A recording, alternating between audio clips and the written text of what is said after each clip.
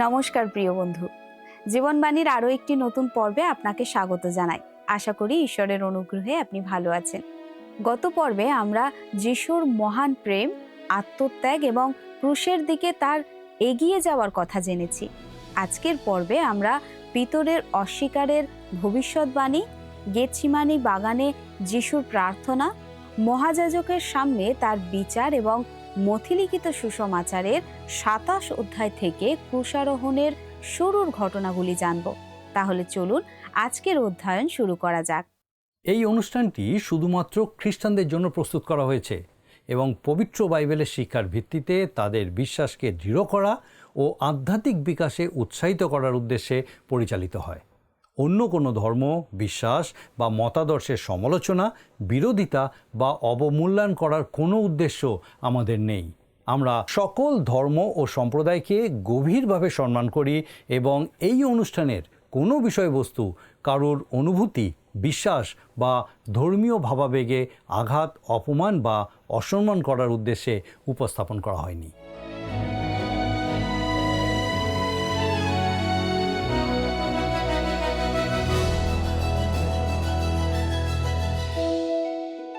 আমাদের গত পর্বে আমরা প্রভু যিশুর এই জগতের শেষ কয়েকটা দিনের বিবরণ আলোচনা করছিলাম।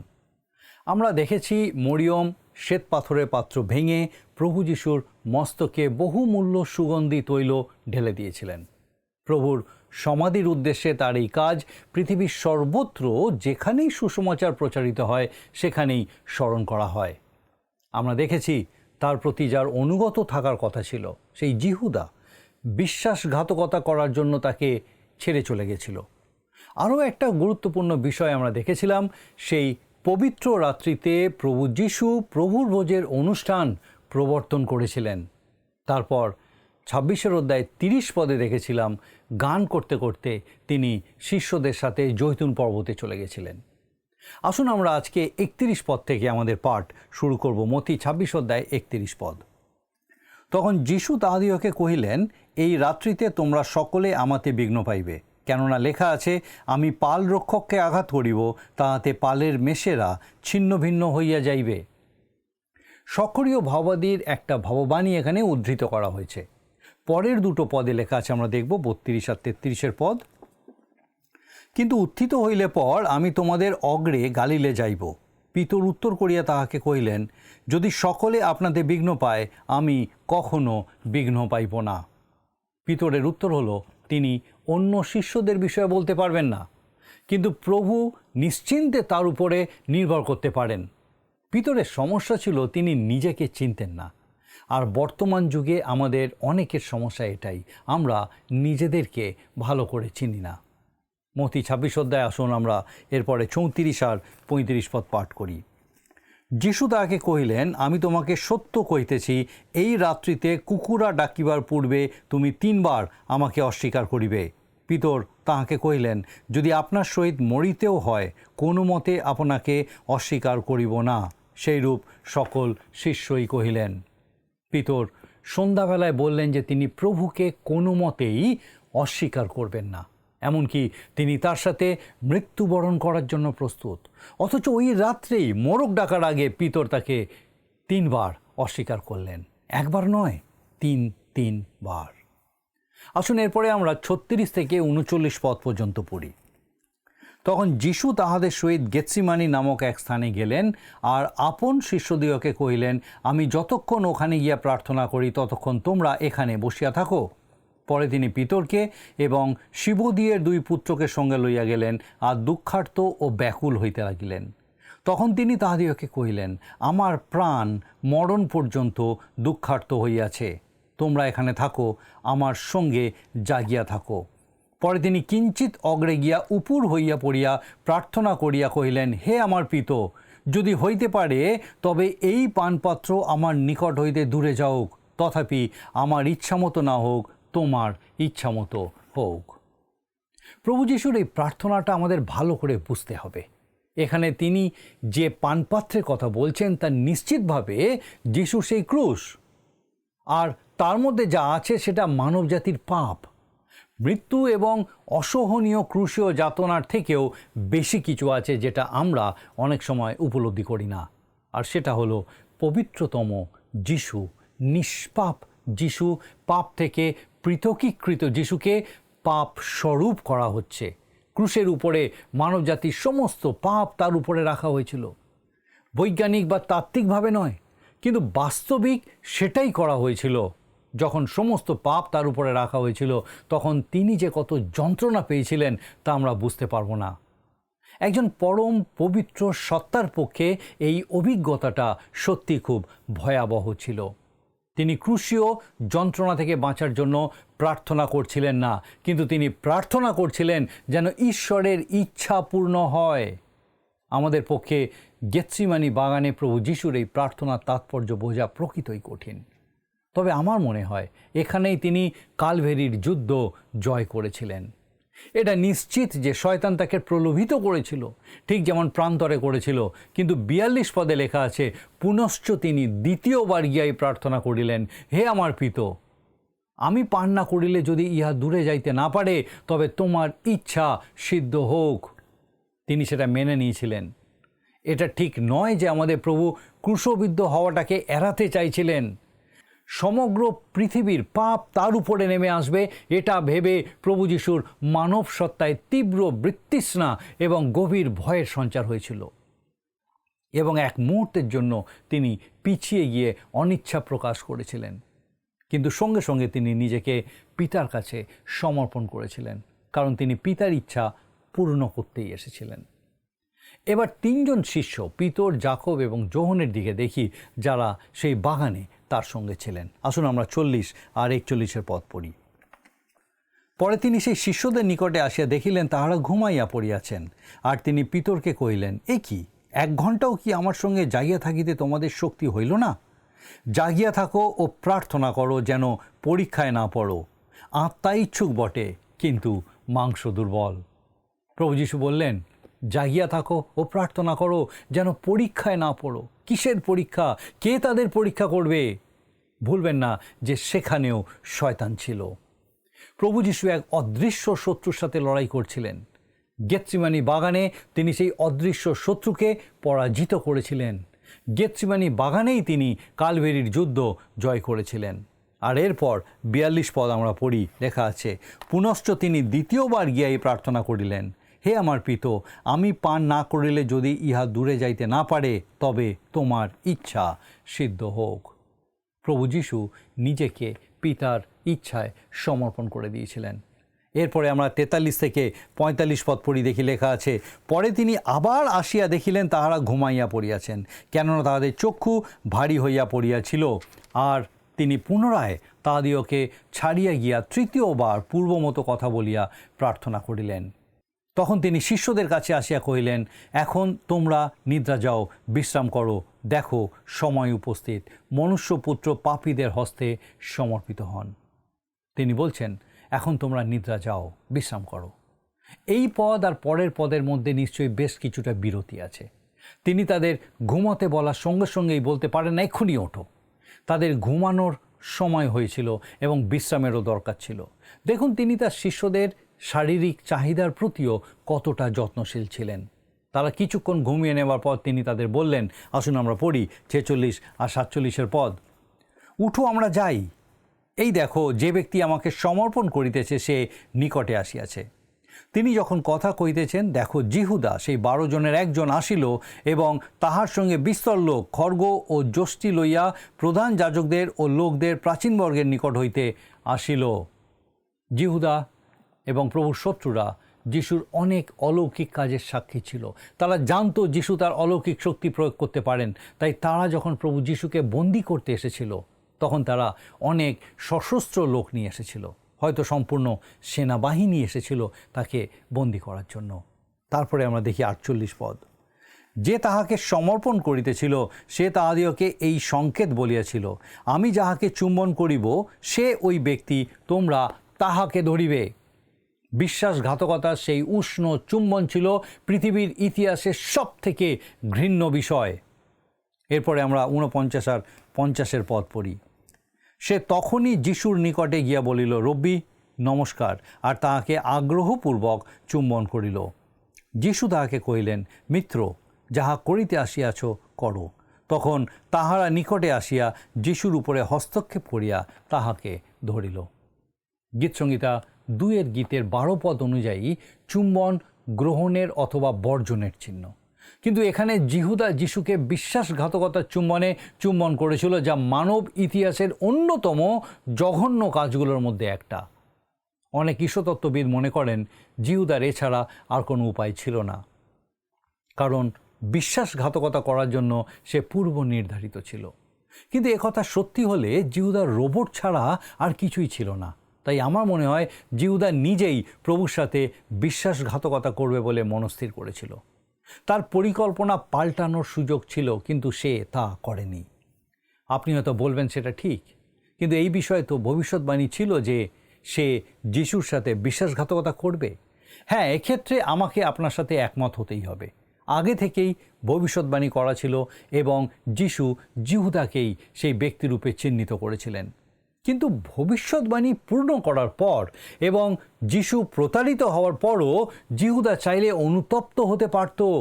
প্রভু যিশু সুযোগ দিয়েছিলেন যেন সে অনুতপ্ত হয় এবং তাকে গ্রহণ করে।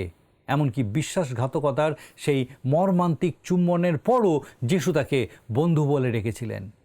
পরে সে যখন মন্দিরে গিয়ে প্রভুকে ধরিয়ে দেওয়ার বিনিময়ে পাওয়া সেই রূপোর টাকাগুলো ছুঁড়ে ফেলে দিয়েছিল, তখনও সে চাইলে নিজের মন পরিবর্তন করতে পারত। যাজকেরা যখন যিশুকে পিলাতের কাছে নিয়ে যাচ্ছিল, তখনও সে যিশুর পায়ে পড়ে বলতে পারত, প্রভু, আমাকে ক্ষমা করুন, আমি বুঝতে পারিনি আমি কি করেছি। তাহলে প্রভু তাকে নিশ্চয়ই ক্ষমা করে দিতেন। আসুন আমরা এরপরে 51 পদ পড়ি, দেখি লেখা আছে, আর দেখো, যিশুর সঙ্গীদের মধ্যে এক ব্যক্তি হাত বাড়াইয়া খড়গ বাহির করিলেন এবং মহাযাজকের দাসকে আঘাত করিয়া তাহার একটা কান কাটিয়া ফেলিলেন। আমরা জানি এটা কে ছিল, অবশ্যই সিমন পিতর। তিনি কিছু করে দেখাতে চাইছিলেন। তিনি তো আগেই বলেছিলেন যে যিশুকে বাঁচাতে তিনি মরতেও প্রস্তুত, কিন্তু যিশু তাকে বলেছিলেন যে সেই রাতেই তিনি যিশুকে অস্বীকার করবেন।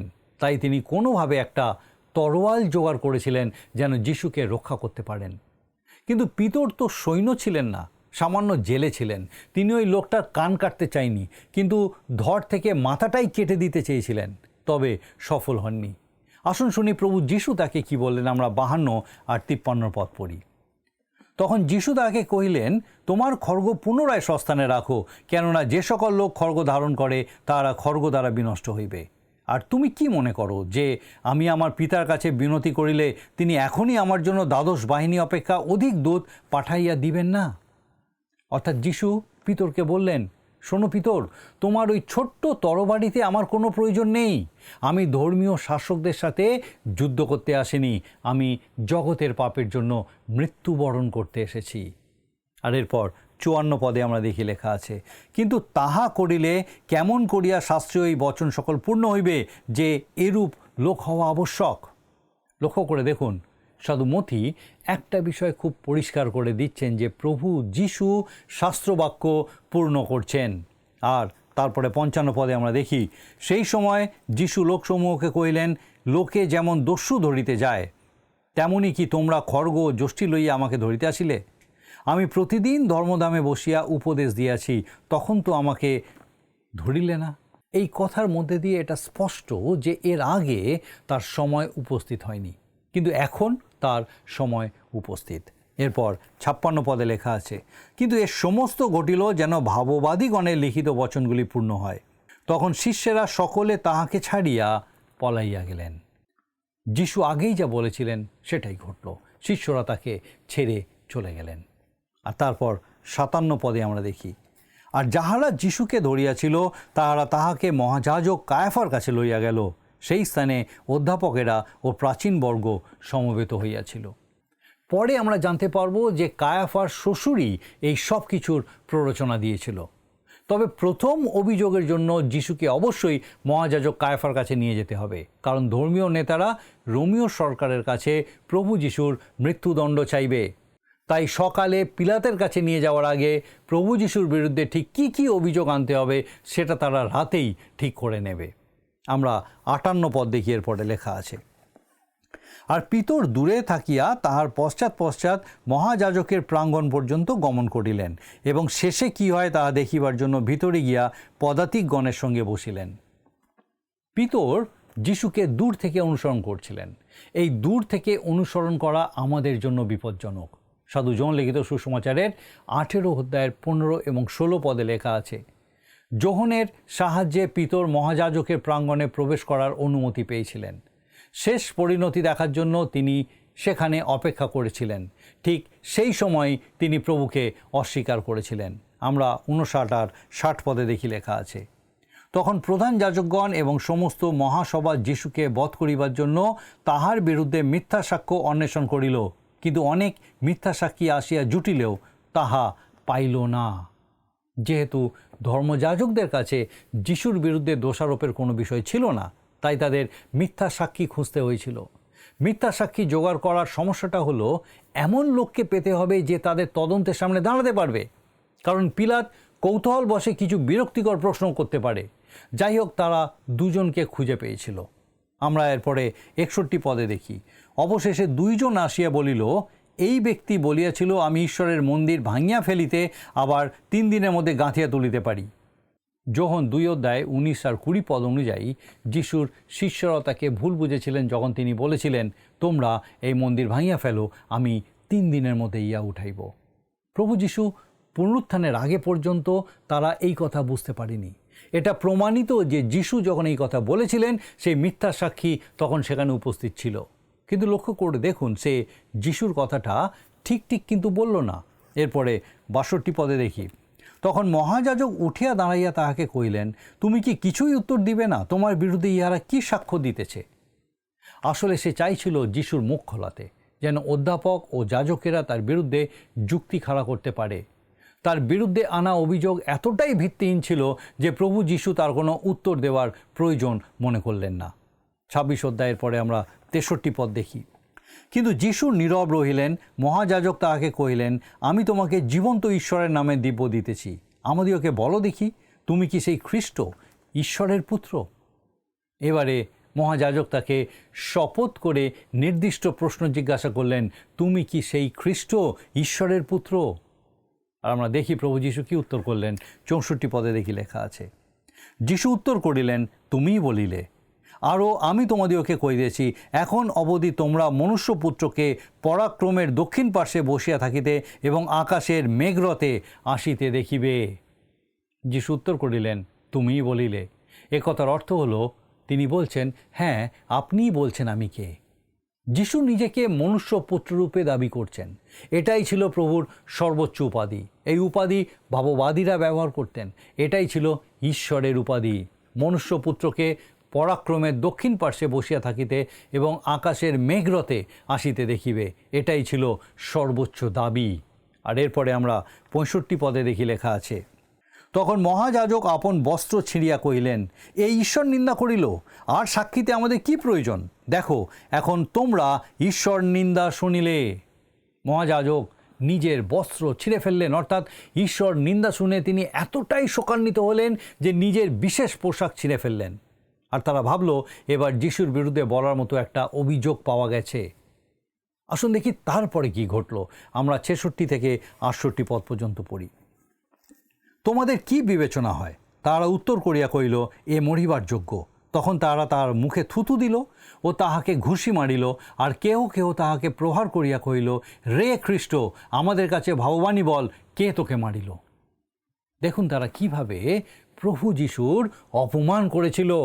তার মহানুভবতা, তার ধার্মিকতা, তার পবিত্রতা এবং তিনি যে স্বয়ং ঈশ্বর, তার বিরুদ্ধে এটাই ছিল মানব হৃদয়ের স্বাভাবিক প্রতিক্রিয়া। আপনি কি বুঝতে পারছেন? যদি আমাদের মধ্যে আমাদের সেই পুরনো স্বভাব থাকে, তাহলে আমরা ঈশ্বরকে তার সিংহাসন থেকে ছুঁড়ে ফেলে দিতে চেষ্টা করি। কয়েক বছর আগে একদল মানুষ বলছিল যে ঈশ্বর মৃত। আপনি জানেন তারা কেন এ কথা বলছিল? তারা ঈশ্বরকে তার সিংহাসন থেকে নামিয়ে দিতে চায়। মনুষ্য স্বভাব তাকে ঘৃণা করে। এই মহাসভায় প্রভুকে চড় মেরে, ঘুষি মেরে, তার মুখে থুতু দিয়ে অপমান করা হলো। তারা বলল, রে খ্রিস্ট, আমাদের কাছে ভগবানই বল, তোকে কে মারিল? তারা তার সাথে খেলতে লাগলো, তারা তার চোখ বেঁধে দিয়ে মুখে আঘাত করেছিল এবং অনুমান করে বলতে বলেছিল যে কে তাকে মেরেছে। এটা নিশ্চিত যে তারা তাকে সঠিক অনুমান করার সুযোগ দেয়নি। আসুন আমরা 69 থেকে 73 পদ পর্যন্ত পাঠ করি। ইতিমধ্যে পিতর বাহিরে প্রাঙ্গণে বসিয়াছিলেন, আর একজন দাসী তাহার নিকটে আসিয়া কহিল, তুমিও সেই গালিলীয় যিশুর সঙ্গে ছিলে। কিন্তু তিনি সকলের সাক্ষাতে অস্বীকার করিয়া কহিলেন, তুমি কি বলিতেছ, আমি বুঝিতে পারিলাম না। তিনি ফটকের নিকটে গেলে আরেক দাসী তাহাকে দেখিয়া সে স্থানে লোকদিওকে কহিল, এই ব্যক্তি সেই নাসরতীয় যিশুর সঙ্গে ছিল। তিনি আবার অস্বীকার করিলেন, দিব্য করিয়া কহিলেন, আমি সেই ব্যক্তিকে চিনি না। আর অল্পক্ষণ পরে যাহারা নিকটে দাঁড়িয়েছিল তাহারা আসিয়া পিতরকে কহিল, সত্যই তুমিও তাহাদের একজন, কেননা তোমার ভাষা তোমার পরিচয় দিতেছে। গালিলীয়দের উচ্চারণ জিহুদিয়া লোকেদের উচ্চারণ থেকে একটু আলাদা। পিতরের কথাবার্তায় গালিলীয় টান ছিল। এরপরে আমরা 74 পদে দেখি লেখা আছে, তখন তিনি অভিশাপপূর্বক শপথ করিয়া বলিতে লাগিলেন, আমি সেই ব্যক্তিকে চিনি না। তখনই কুকুরা ডাকিয়া উঠিল। বেচারা পিতর ভাবতেই পারেননি যে তিনি কত দুর্বল ছিলেন। কিন্তু প্রভু যিশু তার জন্য প্রার্থনা করেছিলেন যেন তার বিশ্বাস হারিয়ে না যায়, আর সেটা হারায়নি। আমরা 75 পদে দেখি লেখা আছে, তাহাদের যিশু এই যে কথা বলিয়াছিলেন, কুকুরা ডাকিবার পূর্বে তুমি 3 বার আমাকে অস্বীকার করিবে, তাহা পিতরের মনে পড়িল এবং তিনি বাহিরে গিয়া অত্যন্ত রোদন করিলেন। পিতর ভুল জায়গায় ছিলেন, তার জন্য ওটা প্রলোভনের জায়গা। সে যে জঘন্যভাবে প্রভুকে অস্বীকার করলো তার কোনো অজুহাত দেওয়া যাবে না। সে জঘন্য অপরাধে অপরাধী। যাই হোক, পিতর অনুতপ্ত হয়েছিলেন এবং প্রভুর সাথে আবার সহভাগিতায় ফিরে এসেছিলেন। পঞ্চসপ্তমীর দিন পবিত্র আত্মার অবতরণের পর তিনি প্রথম প্রচার করার অধিকার লাভ করেছিলেন এবং 3000 মানুষ পরিত্রাণ পেয়েছিল। এবার আমরা 27 অধ্যায় থেকে আমাদের আলোচনা করব। এবারে আমরা সুসমাচারের কেন্দ্রবিন্দুতে এসে পৌঁছেছি, খ্রিস্টের ক্রুশারোপণ।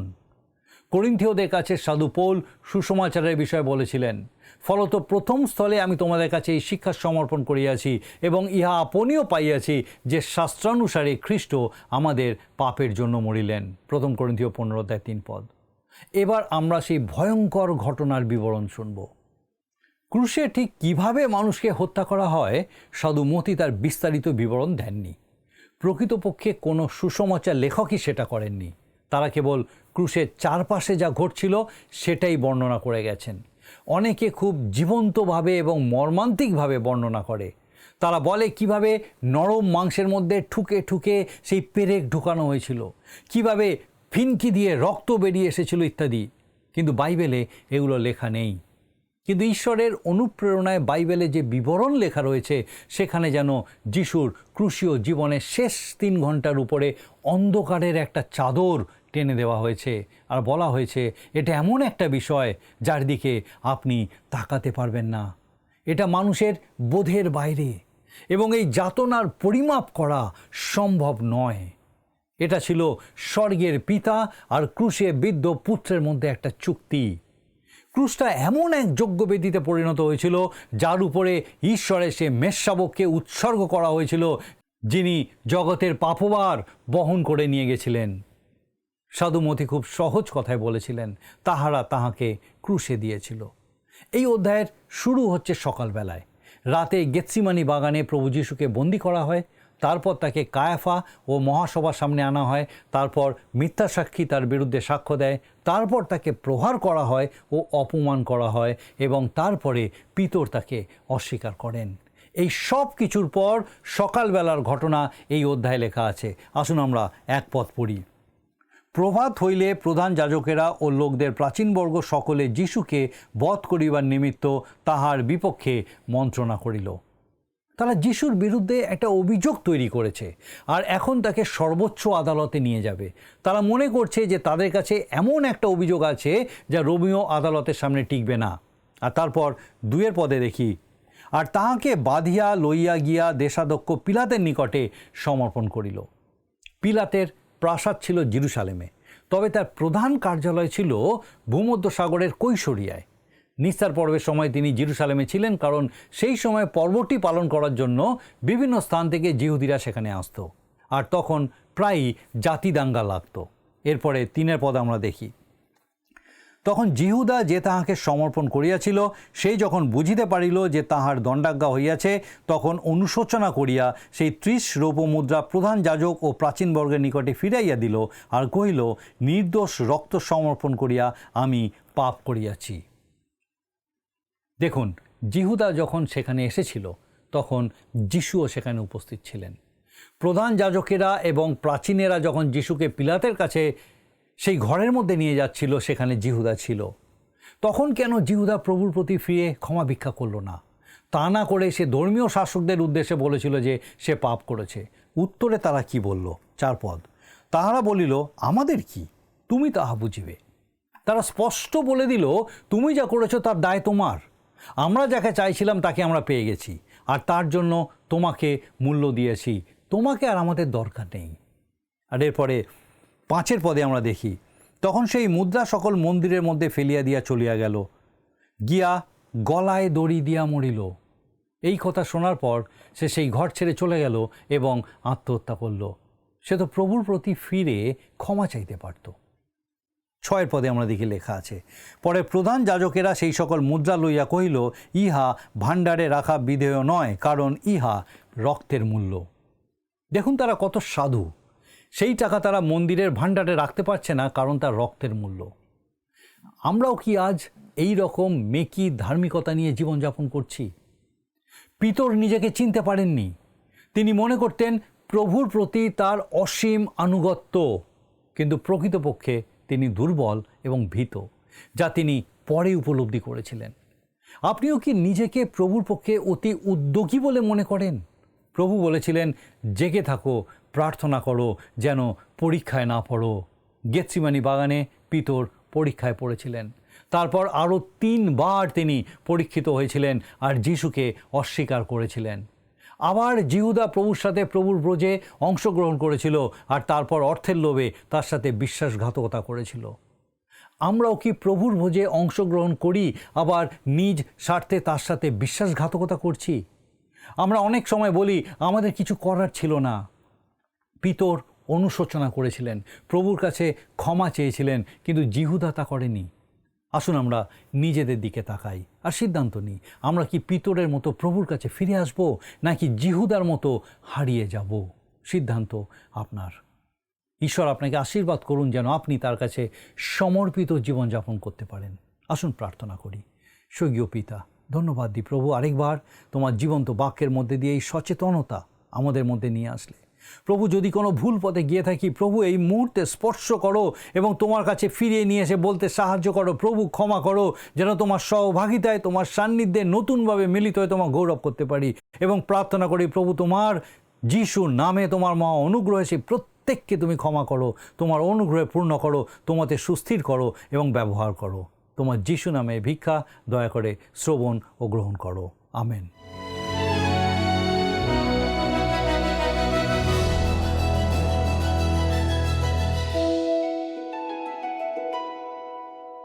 প্রিয় বন্ধু, আশা করি আজকের পর্ব আপনার ভালো লেগেছে।